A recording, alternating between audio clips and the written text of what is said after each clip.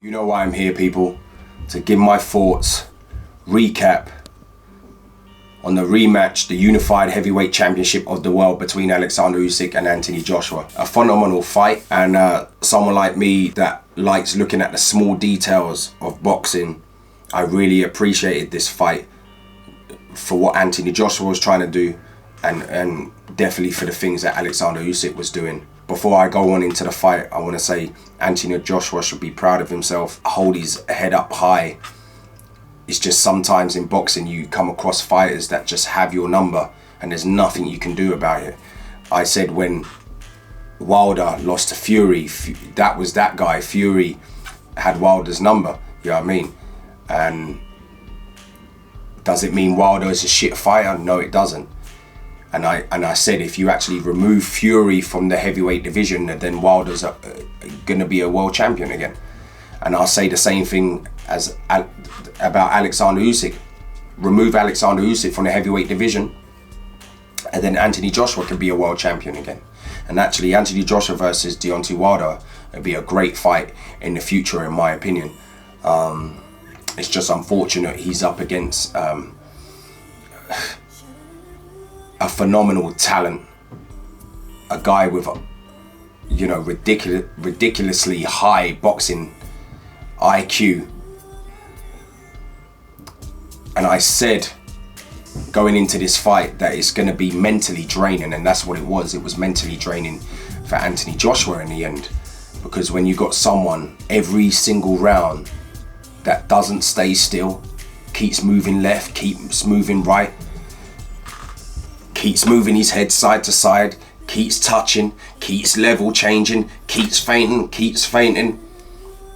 And then also the type of punches Usyk is throwing, they're not necessarily hurting you straight away, but those little, if you see Usyk, he's side to side and he'll find a gap, bang there, and then it got, then bang, bang there, and then bang there, and then he'll feint here and drop a straight left to the pit of the stomach. When someone's doing that constantly, round after round after round, you know, it looks good on the judges, but also it is breaking down that fighter physically, you know what I mean? The other stuff is mental, as I said, because Usyk doesn't stay still. And everyone talks about Joshua has to close the gap, he has to do this, he has to rough him up and this and that. Yeah, that's all good saying that on the outside. But when you're in there against Alexander Usyk, that is good at stopping, he's good at stopping someone getting here, and then it's very difficult to close the gap and let your hands go. And not only, people seem to forget that you can't just go in there trying to throw a load of shots, you know what I mean, because then the fatigue is going to set in quicker. So he had to apply smart pressure, which I think Anthony Joshua was doing in this fight. He was doing very well. And I think up until like nine rounds completed, he was very much in the fight and looking strong as well. I did see from round 8 a little bit, and unless you understand boxing, you wouldn't have seen it, but there was a little bit in the round 8 where I was like, he's starting to fatigue here a little bit. Let's see how this plays out in round 9, 10, 11 and 12. Round 9, obviously, we know what Joshua done. He hurt Usyk, he put it on him. He needed to do more of that, but as I said, it's easier said than done when you're looking on the outside. But when you got someone in your face that's basically like a wasp, and you don't know where they are, 1 minute they're here, next minute they're here, next minute they're there, next minute they're here, next minute they're here, next minute they're touching you here, next minute they're throwing here, next minute they're throwing there, is very difficult to handle. And it's very difficult to close the gap on someone when someone's preventing you from doing that. It's mentally draining. Fighting Usyk is mentally draining. I think that's what happened. First, the mental fatigue kicked in, and then when he really needed to go for it, bang, fatigue, muscles started to go, the hands started to drop, you know what I mean? So let me talk about initially though. I like the way Anthony Joshua held the center of the ring and he showed authority, and that's what I was looking for. Not someone that's trying to kind of play a chess match with Usyk, but one just stamps his authority and he's there and he's constantly there in Usyk's face. and looking big with his presence and just looking physically strong. That's what I liked about Anthony Joshua. He was going to the body well. He needed to go to the body more because Usyk did not like it. And even though a punch that went low, I was watching the fight and I was like, yeah, that's good. Who cares if it went low? That's the kind of fight you need to make it. You know what I mean? Everything's a fucking target. You know what I mean? That's how you beat Usyk. Everything's a target. You don't just look for the perfect shot against Usyk because it ain't going to work. So I like the way Joshua was going about things because, as I said in my breakdown leading up to this fight, I said Joshua needed to not come away from what he was trying to do against Usyk in the first fight, but he needed a nice balance between that and how he was against Vladimir Klitschko. Because I loved how he was against Vladimir Klitschko because he showed pure grit, heart, determination. He got dropped, he got up and he was like, nah, I'm not having this. I'm winning this. I don't care. I'm going out on my shield. I'm winning this no matter what. So he needed to have that kind of mentality against Usyk. I think he was trying to do that. He was trying to do that. But as I said again, when you're in there against a smart technician like Usyk, it's easier said than done. You know, when you're trying to tell a fighter, yeah, close the gap and let your hands go. It's not so easy. I think Anthony Joshua needed to move his head a bit more. It's very that's very difficult as well because tall people, they don't really like to move their head a lot. And if you're not going to move your head, then he needed to be a bit more smart with the way he had his stance, because I felt like his weight was too much on his front leg. And I think if he adapted a kind of Lennox Lewis type of style where he just drops that weight to the back, so Usyk's punches fall short a bit because he's got that reach, he's got that size, Joshua. So if he's not here, but he's more leaning here, but still in front of him and applying that pressure, but applying it from this stance, I think that would have made the world of difference, even that just small detail there. Both done great body punching, as I said about Joshua, he's going well to the body. But let's not forget Usyk's body punching. Who noticed the one shot he kept doing over and over again? He'd put shots together upstairs and then he'd drop a sneaky straight left to the pit of Joshua's stomach. Again, that is breaking Joshua down. That is making him gas. That is making him fatigue quicker. So later on in the rounds, in the fight, Usyk can pick it up and pick up the pace and throw more shots. You know what I mean?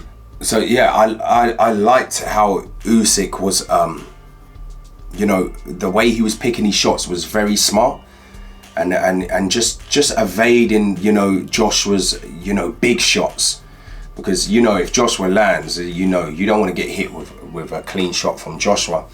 So I give credit to Usyk, the way he, for such a big guy, the way he can just move like that for 12 rounds is still, it's crazy to me.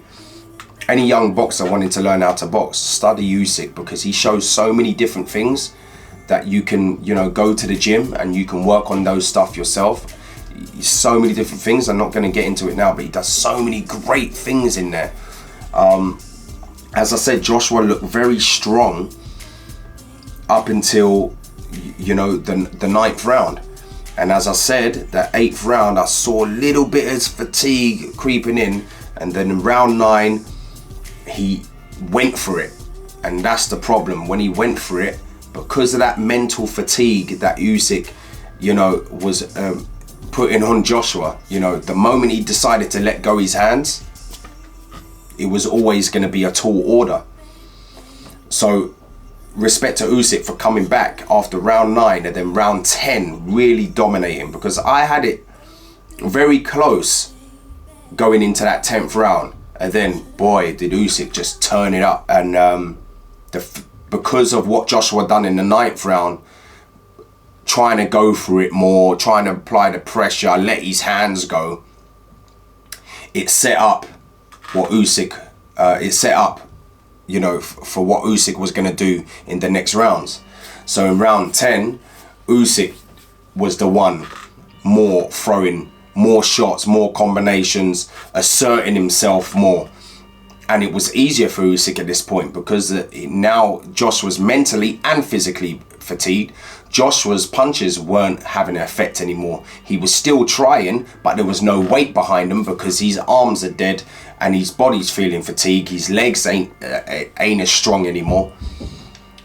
He's mentally fatigued as well. So now the hand started to drop and you saw him walking in square, which was very dangerous. And when your hands start to drop and you go from this stance here and now you're walking forward with this stance here with your hands down and you're fatigued, and then that's very dangerous. So from round 10, that's why Usyk found Joshua's chin time and time again.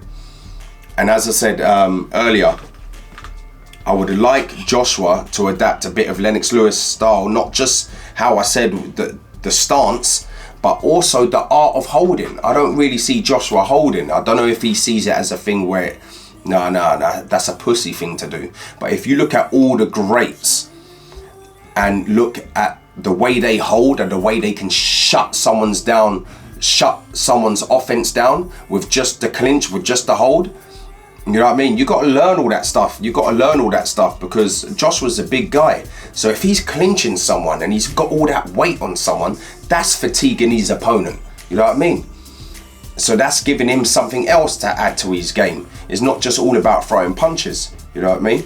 So I think his jab can be better, Joshua. His jab can be more, have more authority behind it, more snap behind it. So then it can open up his opponent, so he can find those other shots that he wants to do. So the very intriguing fight this was. Usyk, phenomenal boxing skills. The counters is I'm still trying to get my head around it. I actually want to start.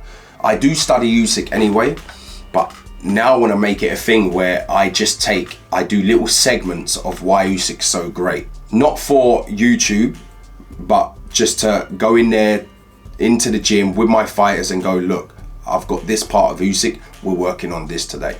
Next day I've got this part of Usyk, we're working on this today. Because that's how great this guy is. He is phenomenal.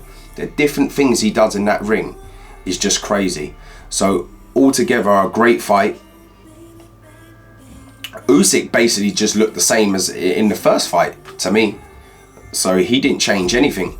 I thought him putting on a bit more muscle, it means he's coming to try and knock AJ out. But no, he kept to the game plan. And it was Joshua that had to do something different. And he did try, and he did bring something different. He did assert himself more, but it just wasn't enough. And it's a shame because the small details when you fight, and there's a couple of things Joshua can do that make his life a whole lot more easier when he's in that ring. But I'm not his coach, you know what I mean? So I just teach those little details to my fighters because the way I teach, the details that I teach to my fighters, there's a couple of things that he could use in that fight that would have just made his life a whole lot easier. And I told you lot anyway. I told you about the stance, I told you about the jab, and I told you about the clinching. So that's 3 things there, 3 things. But as I said, Joshua should be proud of himself. Usyk should be very proud of himself. You know, his country's in war. The things they're going through right now.